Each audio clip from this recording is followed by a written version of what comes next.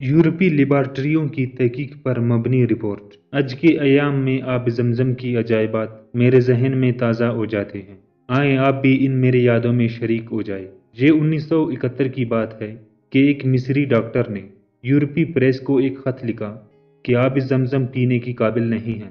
میرے ذہن میں جو فوراً خیال آیا وہ یہ تھا کہ مسلمانوں سے تعصب کا معاملہ ہے۔ مصری ڈاکٹر کا بیان اس مفروضے پر مبنی تھا کہ خانہ کعبہ ایک نشیبی جگہ سطح سمندر سے نیچے ہے اور مکہ شہر کے مرکز میں واقع ہونے کے باعث شہر کا سارا گندا پانی زمین میں سرایت کرنے کے بعد آب زمزم میں گرتا ہے۔ خوش قسمتی سے یہ خبر شاہ فیصل تک بھی پہنچ گئی۔ انہوں نے بلا تاخیر دیگر لیکچر اور واٹر ریسورسز یعنی زراعت اور زرعیاب کی وزارت کو حکم دیا کہ آب زمزم کے نمونے یورپین لیبارٹریز کو یہ معلوم کرنے کے لیے بھیجا جائے کہ کیا آب زمزم پینے کے قابل ہے یا نہیں۔ پاور اینڈ ڈیسالینیشن کو یہ کام سونپا۔ میں اس پلانٹ میں بطور کیمیکل انجینئر کا کام کر رہا تھا جس کا کام سمندر پانی کو پینے کی قابل بنانا تھا۔ پلانٹ کی انتظامیہ نے آب زمزم کے معاملے سے نپٹنے کے لیے مجھے منتخب کیا۔ مجھے اچھی طرح یاد ہے کہ اس وقت مجھے یہ بھی معلوم نہ تھا کہ آب زمزم بظاہر کیسا ہے۔ میں مکہ گیا اور خانہ کعبہ کی حکام کی خدمت میں حاضر ہو کر انہیں اپنی آمد کی مقاصد سے آگاہ کیا۔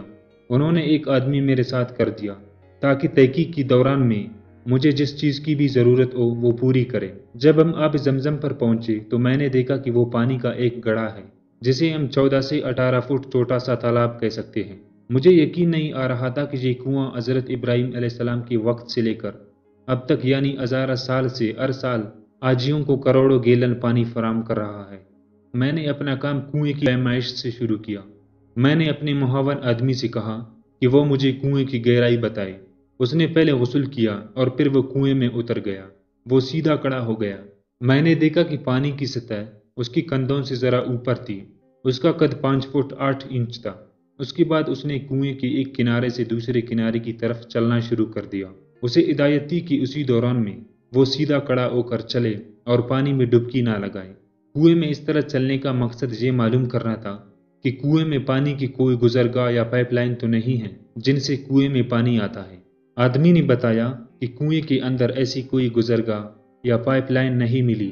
میرے ذہن میں ایک خیال آیا کہ آب زمزم کا ذخیرہ کرنے کے آب زمزم پر جو ٹرانسفر پمپ لگا ہوا ہے اس کے ذریعے تیزی کے ساتھ کنویں سے پانی نکالا جائے۔ اس طریقے پر عمل کرنے سے پانی کی سطح گری اور کنویں میں جن راستوں سے پانی داخل ہوتا ہے ان کی شناخت اور مقامات کا تعین آسان ہو جائے گا۔ اس پر عمل کیا گیا مگر حیرت ناک طور پر وہاں کچھ بھی نہ دیکھا جس کا مگر میں جانتا تھا کہ صرف یہی ایک ہی طریقہ ہے جس کے ذریعے ہم کنویں میں آنے والے پانی کے راستے معلوم کر سکتے ہیں۔ اس لیے میں نے پمپ کو دوبارہ چلانے کا فیصلہ کیا۔ اس دفعہ میں نے آدمی کو کنویں میں کھڑا کر دیا اور اسے کہا کہ وہ ایک ہی جگہ پر چوکس کھڑا رہے، کنویں میں وقوع پذیر ہونے والے کسی بھی غیر معمولی بات کو نوٹ کرے۔ کچھ ہی دیر بعد اچانک اس نے ہاتھ کھڑا کر دیے اور چلایا، الحمدللہ، میں نے اسے پا لیا ہے۔ جو کنویں کی پیندے سے پانی باہر نکلتا ہے اسے محسوس ہوتا ہے کہ جیسے ریت میرے پاؤں کے نیچے ناچ رہی ہو۔ پمپنگ کے دوران میں اس نے کنویں کا چکر لگایا اور ہر جگہ یہی صورتحال محسوس کی۔ کنویں میں ہر جگہ برابر پانی داخل ہو رہا تھا جو پانی کی سطح کو برابر رکھتا تھا۔ اپنے مشاہدات ختم کرنے کے بعد میں نے یورپین لیبارٹریوں میں ٹیسٹ کرانے کے لیے پانی کے نمونے لیے۔ مکہ چھوڑنے سے پہلے میں نے مکہ کے حکام سے مکہ میں واقع دیگر کنوؤں کے بارے میں بھی پوچھا۔ مجھے بتایا کہ مکہ میں دیگر کنویں تقریباً خشک ہیں۔ جدہ پہنچ کر میں نے اپنے باس کو اپنی تحقیق سے آگاہ کیا۔ اس نے بڑی دلچسپی سے میری باتوں کو سنا مگر نامعقول رائے دیتے ہوئے کہا کہ آب زمزم کا اندرونی طور بحر احمر سے کنیکشن ہوگا۔ مگر یہ کس طرح ممکن ہے کیونکہ بحر احمر 75 کلومیٹر دور ہے اور پھر مکہ کی حدود میں آب زمزم سے پہلے جو کنویں آتے وہ عموماً خشک رہتے ہیں۔ یورپین لیبارٹریوں نے آب زمزم کی ٹیسٹ کے بعد جو تجزیاتی رپورٹیں دی وہ تقریباً ویسی ہی تھی جو ہمارے لیبارٹریوں نے دی تھی۔ آب زمزم اور دیگر پانی میں فرق صرف یہ تھا کہ آب زمزم میں کیلشیم اور میگنیشیم نمکیات کی مقدار کچھ زیادہ تھی۔ انہیں نمکیات کی مقدار زیادہ ہونے کی باعث اس پانی سے تکے ہوئے آج بھی تر و تازہ رہتے ہیں۔